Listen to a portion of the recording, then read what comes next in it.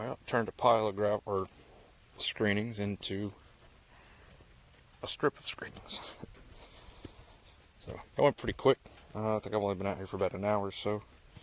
Dump truck load, big old tall dump truck load full of screenings. Got it all spread out. Ford tractor did a good job. So he's going to see if they can get back out here to me today with some gravel, and if they do, then I will be moving my camper trailer this weekend. Either this afternoon or tomorrow morning. One of the two. It'll sit right in here. It's not perfect. See, some of my brakes are kind of showing through, but that's okay though. So trailer will sit right here. Septic tank right there. Power there. Water in here. Let's see if this is drained out any. Yeah, you can actually see the valve in there now. And then I'll have to figure out what to do with all this stuff. So this was some sort of a shed. I don't remember if I'd talked about this before or not. There's the wind again. There's a bunch of wire and stuff in there, barbed wire. I don't know what I'm going to do with all this. A bunch of wood. Try to keep you guys out of the wind here. So I'll probably, just as I sit out here in the evenings when it's nice out, burn all this wood. Just make a little fire pit over here, maybe. And then kind of burn all this stuff. And I got some more, weeds and tall stuff I need to get rid of. But then I'll get this cleaned out. There's kind of a hole here. I don't know, maybe I'll just never mess with it. And actually, I think I'm going to reuse some of this tin. Some of the pieces are a little bit straighter and kind of better shape. And I'm going to build a little covered like trough, I guess, to put mineral in, loose mineral. So that'll be cool. And then I intend to put that on wheels at some point so I can drag it around to the different pastures and follow my cows around with it. Someday I'll have a 4-wheeler or something out here. I keep saying that. Need to make it happen. But then I'll build that up like just a little bitty trailer that I can drag around with a 4-wheeler, move around from pasture to pasture. Then this spring, out this way, build a nice big garden. So that'll be cool. Start growing a bunch of tomatoes and squash and stuff like that. Have a bunch of fresh vegetables. That'll be cool. I want to try to do some canning. I've never done that before. Maybe some pickling. So that'll be fun to experiment with that this spring and summer. So lots of room for a garden, as big as I want it. Probably end up making more work than I can handle by myself, but it's all right. So, all right. Well, while I'm waiting on gravel, I'm gonna go look at the cows, see how they're doing, and see you over there. So see, this is the problem I was talking about. Cows walk into the pond. When they do, they're dragging dirt and stuff in with them. And then they silch your ponds in. So this is why it's generally best if you can keep the cows out of the pond. And that's why this is kind of fenced the way it is. Look at the train. That's cool. Plus in the winter, if this freezes and they walk out and they can get up on top of it, they might get out into the middle where it's too deep for them to walk through, and then the ice breaks, then they fall in and drown. You show up out here the next day and it's just a cow gone. You don't know where they're at, and they're, drowned underneath the ice in the pond. So that's not good either, obviously. So that's why that little watering thing that I have over there is cool. Once it starts getting cold, I'll move them over to the other side of this fence here, and then that thing has water on both sides of the fence, and it'll stay thawed out all year, and they can get water out of it without actually being able to get in the pond. They're coming to see me, hoping I have food for them. I already fed the rest of them up there. These ones didn't come up though. They didn't see me, I guess. Anyway. Alright, so the other day I had that cow that was sick and I got her in the pens. That's why I'm sitting back over here. And just want to talk about some of the stuff that I learned as I was getting her in here to give her some medicine. So the first thing is, whenever they come into the pen, because I'm standing over here, she wants to go back there and try and stay away from me. If if I walk over there, then she'll run over here, and she'll be up against the head gate, which is where I need her. But the problem is, when I walk over there to crack that gate open so she can get her head through it, and then I can catch her in the head gate, then she runs back the other way. And so, chasing her back and forth, and finally I noticed on the ground there's a piece of pipe, just laying there. So I chased her so that she ran this way, and then just shoved this in here behind her. And then whenever I walked around, she tried to back up, ran into that, and then she was stuck, and now she was a lot closer, and so I was able to get her to come forward and get her in the gate. So that's probably why that's there. It's the perfect length to just fit right in there, and it was laying right here next to the pin, so that's probably the reason that was there, just so that you can use that to block her so she can't back up and try to run away from you. The other thing I learned, though, is that whenever you get them in the head gate, you inject that medicine into the cow's neck, but whenever you got this clamped around her neck, it makes it harder to get to her neck. And so my uncle had told me that what he did a lot with his cows is that he would get just a rope halter, and then you can tie them with that rope halter right here to this, and then easier to work. Just kind of tie their face to the side of this thing, and I think that would actually be a less stressful on her too. I mean, it sounds kind of I don't know, cruel, I guess, tie her face to the side of the pin, but as opposed to catching her in the head gate, it would be easier for me, and then easier for me to get the medicine in her, and which means the whole ordeal's over with faster. So definitely going to do that. We'll try that next time I have to get one in here. Rope halter, tie her off to the pins, and then she's right there, easy to work on, and I can reach through the pins and give the injections. So the other thing I noticed that I think I kind of misdiagnosed, and I don't think I misdiagnosed what was wrong with her, but I noticed that she also had scours. Now, I had just kind of figured that it was probably related to her, being sick. She's got a bacterial infection in her lungs, is probably related. But after doing some research, I don't think that's true. I think that was a separate issue. So my theory right now is that she had some kind of a bacterial infection in her gut, and that's why her immune system was lower, and why she was the only one that got shipping fever.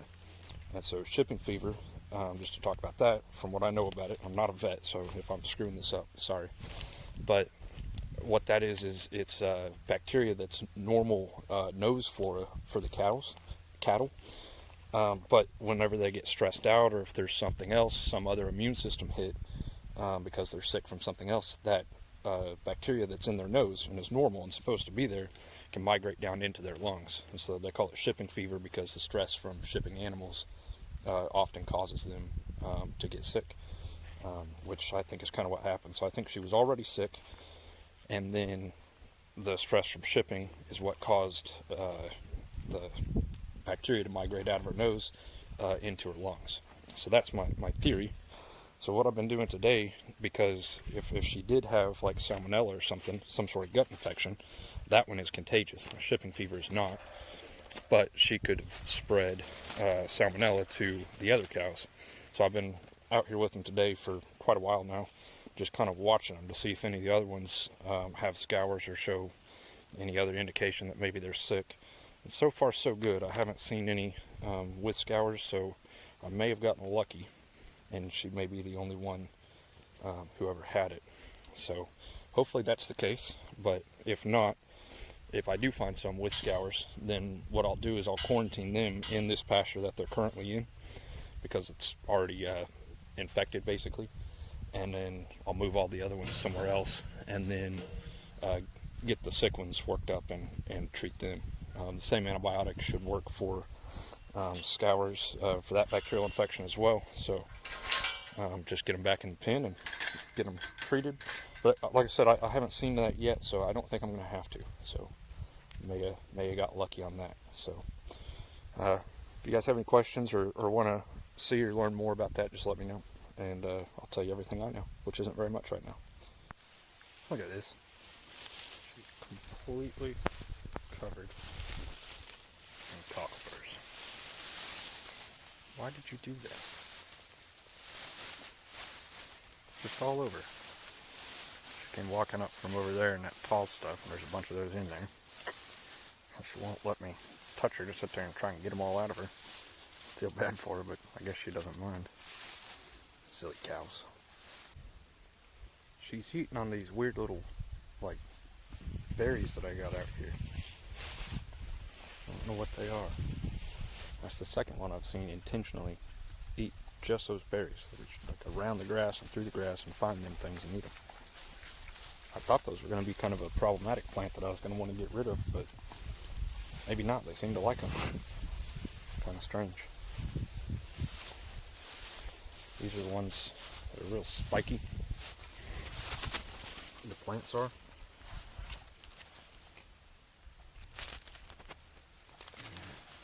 But they get these little, almost like a tomato.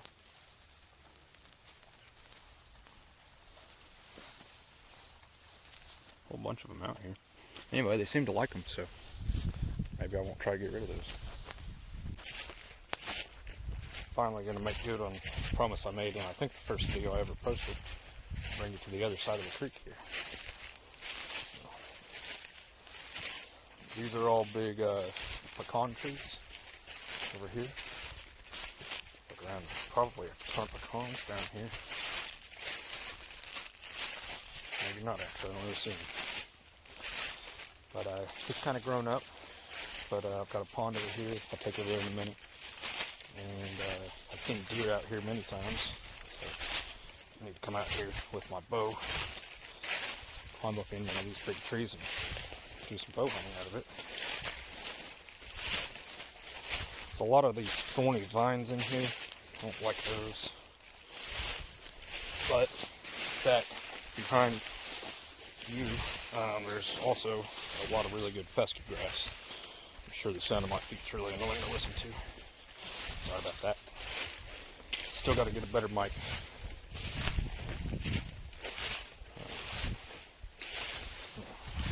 Really thick. This vine, I don't really know what it is, but there's a lot of it around this area, and it kind of grows everywhere, and it'll take over if you're not careful. You can kind of see it growing in this tree right here. It'll take over that tree and kill it if I let it. So this will be kind of a priority to get all this cleaned out of here in the spring. Now, it's hard to see, but this is all fescue grass underneath these vines and stuff. It looks really healthy. It's really thick. Good. So this is an area that I want to try using goats to eat up all this vine. Keep them in really concentrated little groups, maybe like 10 or 15 of them. Or maybe sheep, maybe not goats, so maybe change my tune on that and do sheep instead. But I want to try that and see what they do with all this broadleaf stuff and see how well they eat that down. I don't know if they'll like this viney stuff or not, but I'm going to try it. So I don't know when I'll get them out here, but soon. Maybe here in a month or two. Start to open up. So, anyway, there's pond is over here. There's this little band of trees right here through the middle of it, and then it keeps going to a hill over on the other side. And look at all this grass. The cool part about fescue grass is that it stays green even when it's cold outside. So looks great even right now.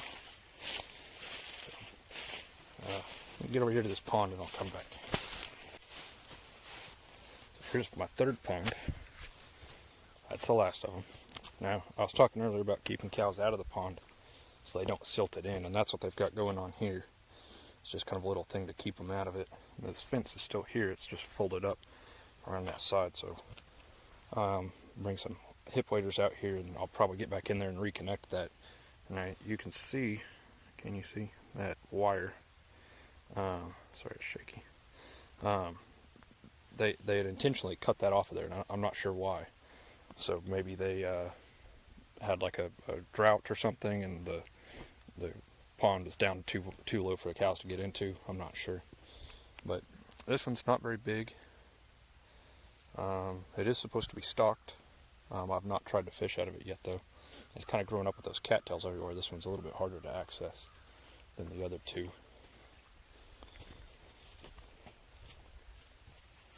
See, they've got the whole pond fenced off so cows can't get in it, except for right here. And then, like I said, I'll reconnect that. Something big just moved in the water out here. I don't know what that was. Huh. Interesting. Anyway, but I'll reconnect that fence, keep the cows out of it. Here's kind of a look back on the whole thing. Bunch more green fescue grass over here. This is basically the corner of my property, and then that fence runs north to south, or south to north, whatever, all the way to the creek, and then of course my lane continues on the other side. And then this line of trees here is basically my property line as well.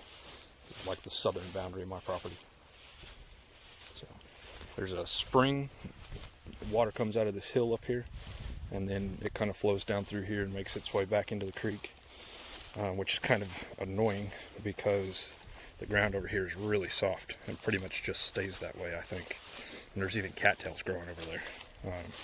So it's really, really soft. You can screw around and get stuck over there really easy, I would think. So I don't know if there's anything I could ever do about that. Probably not. It's just kind of, you know, it is what it is. So, yeah, let me walk over here, and then I'll bring you back. Check out this huge pecan tree that fell over right here. Big old stump.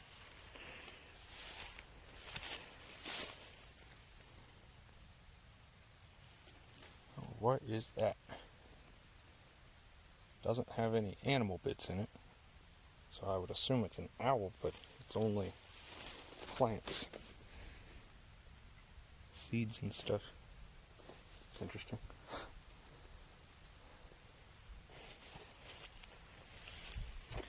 And these cattails are over here.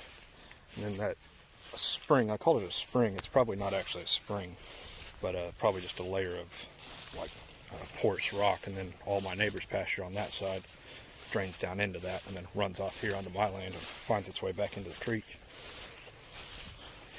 But it's right up here on the side of this hill is where all the water just comes out.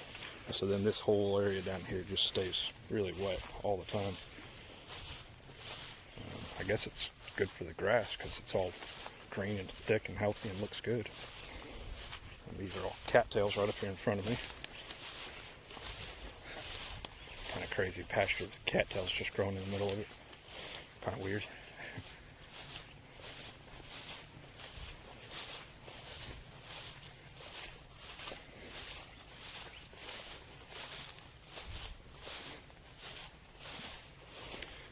Talking to a guy that used to work out here.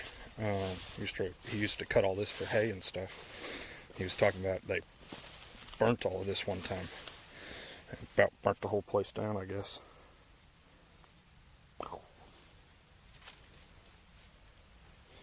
Isn't that cool?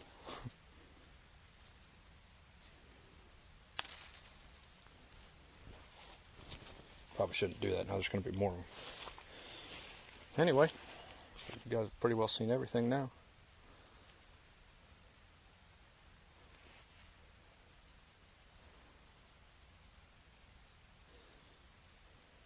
Alright, see you guys on the next one. So I was off doing other stuff and the gravel guy came back, I guess.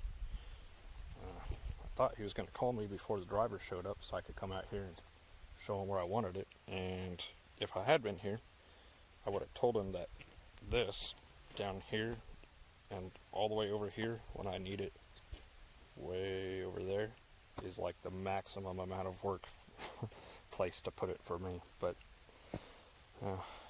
anyway, to make matters worse, the Ford tractor needs a battery, so I've just been jump starting it every time I start it cold. And just went to fire it up to see just if it would start, so I could at least put it somewhere better, so when I get out here tomorrow, it won't start. So now I got to figure out how to get my truck through all of this crap over here to start the tractor in the morning. And that's just what I'm going to do. I'm going to come back tomorrow morning and deal with this. And then hopefully he'll get me, it's going to take 2 loads of gravel, so hopefully he'll get me another one tomorrow, and this time I'll be out here waiting on him. So, yeah, anyway. Always something, right? Alright. See you guys tomorrow.